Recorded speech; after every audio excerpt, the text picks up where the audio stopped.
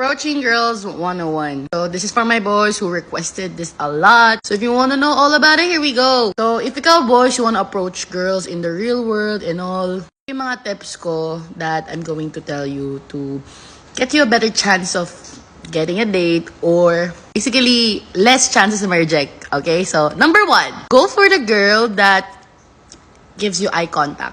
Usually, the women that are, giving you eye contact is yung pinaka-interesado na babae. If she gave you eye contact like this, shoot your shot.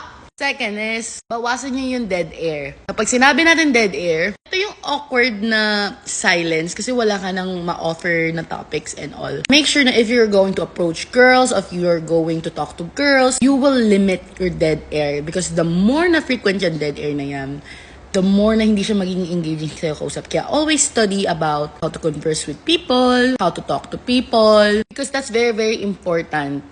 Kailangan bago ka kumausap ng ibang tao, you are prepared. So just read some topics that are interesting. Third, if you're going to approach a woman, wag na wag kang gagalaw ng alamanyakis. This is gonna be an instant turn off. Huwag magsalita ng bastos, huwag mo siyang hipuan, the basics. Bare minimum. Put your intention on you genuinely want to have a friend. That's it.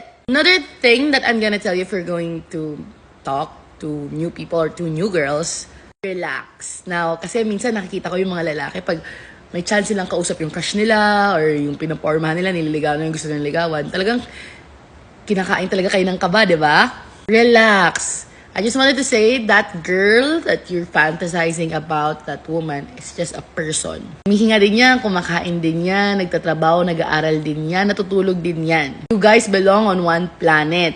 And everything is possible on this universe. Don't be afraid. Relax. Kasi the chances if nakikita niyang ina-anxiety ka, kinakabahan ka sa kanya, parang may ilang na rin siya. So, relax, deep breath. She's just human. Hindi yan goddess or angel. Tao yan, okay? And one of the best tips that I can tell you boys is it's not gonna be 100% passing rate.